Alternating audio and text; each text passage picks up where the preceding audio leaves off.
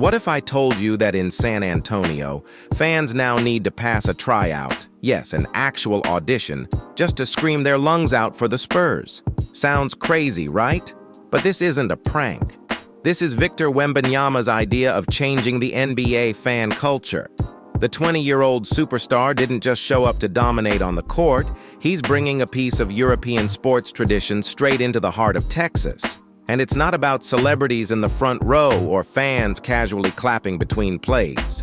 Wemby wants ultras, die hard, never sit down, chant all game ultras, like the kind you'd find at a soccer stadium in Paris. So why is Wembanyama pushing for this radical shakeup in the NBA? And what does it mean for the Spurs, the league, and maybe even your favorite team? Let's break it all down.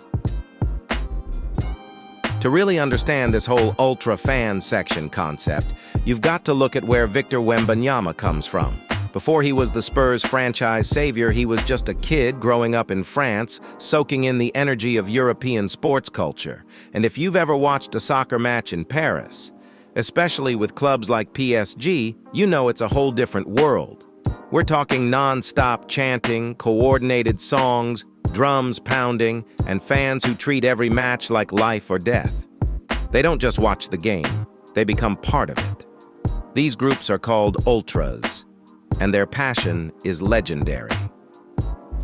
For Wembanyama, that atmosphere wasn't just entertainment, it was fuel. It showed him how fans could change the entire mood of a game. Now, when he arrived in the NBA, he saw the contrast. Don't get it wrong, NBA arenas are electric, but it's a different vibe. Courtside celebrities sipping drinks, fans taking selfies, music blasting between plays. It's more of a show. Wemby wanted something raw, something closer to the heartbeat of competition he grew up with. So when he pushed the Spurs to adopt this ultra-style fan section, it wasn't random. It was him saying, "Why can't NBA fans bring that same fire?" He's essentially blending two worlds, European football culture and American basketball showtime, into something brand new. And the craziest part? The Spurs actually listened. But how do you even audition a fan base? What does it mean to try out for the right to scream and chant? Well, that's where this story takes an even wilder turn.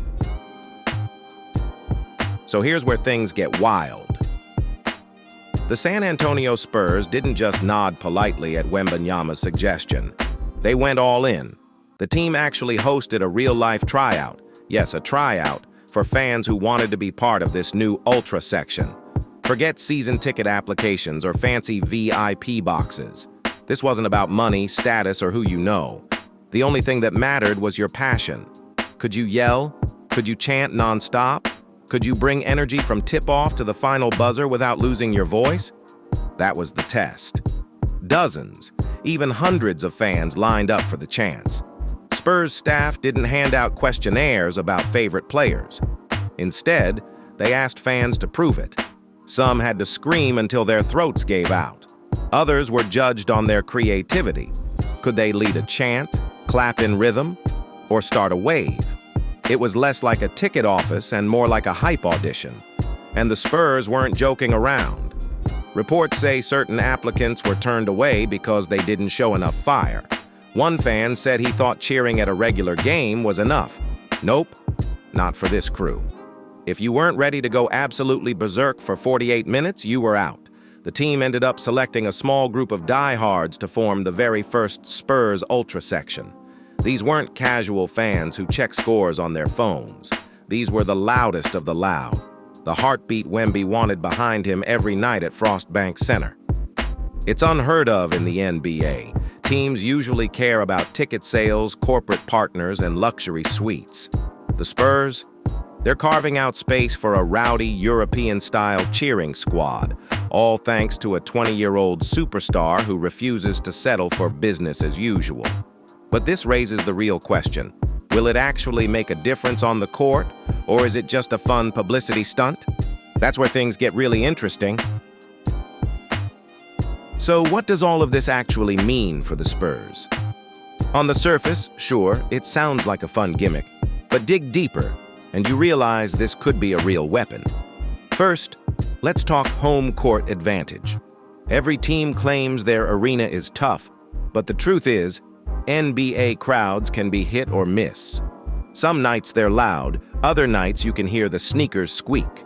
With an ultra section, the Spurs guarantee a baseline of chaos, chants, noise, constant pressure. That kind of energy bleeds onto the floor. Players feed off it, opponents feel it. Suddenly, Frostbank Center isn't just another stop on the road, it's a battlefield. Second, this is huge for team identity. The Spurs are rebuilding. They're not a dynasty anymore. But with Wembanyama leading the way and this ultra section backing them, the franchise is carving out a new personality. It says, we're not just developing young talent, we're building a culture. That matters to free agents, rookies, even coaches. And then there's the bigger picture, the NBA itself. If this works in San Antonio, you better believe other teams will take notes. Imagine Madison Square Garden with an ultra section. Imagine Golden State's Chase Center cranking up a drum line and chants. Even the Lakers, who thrive on Hollywood glitz, could feel pressure to add more raw energy. Of course, not everyone is convinced. Some execs worry it could clash with the polished corporate image of the NBA. Others wonder if fans will burn out after a season of nonstop hype. But if Wemby and the Spurs start winning games with that atmosphere behind them, no one will care about polished. They'll care about results. And right now, results are exactly what Spurs fans are desperate for. But how are people actually reacting to this idea, both in San Antonio and across the league? The reactions have been loud, and not all of them are positive. The moment word got out about this ultra fan section, the basketball world lit up. In San Antonio, the reaction was almost pure excitement. Spurs diehards called it a dream come true. One fan said, "Finally, we get to show the league what real energy looks like." Social media was buzzing with clips of fans practicing chants, sharing memes, and even designing custom banners. For a fan base that's been waiting years to feel relevant again, this was gasoline on a fire. But not everyone was convinced. Some NBA fans rolled their eyes, calling it soccer cosplay and questioning if American basketball culture could really embrace that kind of non-stop intensity. Critics argued that the NBA is built on entertainment, not chaos, and that corporate sponsors might not love a rowdy section of sweaty diehards leading chants over their courtside VIPs. The media picked up on the split. ESPN analysts praised Wembanyama as more than a player, someone trying to be a cultural architect. Meanwhile, a few old-school voices warned that it could backfire, saying the NBA audience isn't wired for this type of fandom. Still, one thing was clear. Nobody was ignoring it. Whether they loved it or hated it, people were talking. And in today's NBA, that conversation is power. But the real question now is, where does this go from here? Could this experiment actually reshape the future of NBA fandom? Let's close it out with what comes next. So here's the bottom line. Victor Wembanyama isn't just changing how the Spurs play. He's changing how they're experienced. By bringing in an ultra fan section, he's taking a bold step to reshape NBA culture, one chant at a time. This isn't just about noise, it's about identity. It's about giving the Spurs a signature flavor, something that screams San Antonio every time the ball tips off. And if it works, don't be surprised when other franchises start experimenting with their own versions of ultras. Will Madison Square Garden try it? Could the Lakers ditch the Hollywood vibe for raw fan energy? Or will this remain a one-team revolution led by a 20-year-old phenom? Either way, Wemby's message is clear. Basketball isn't just a game played on the court, it's a battle fought with every voice in the arena. So what do you think? Could Ultras take over the NBA?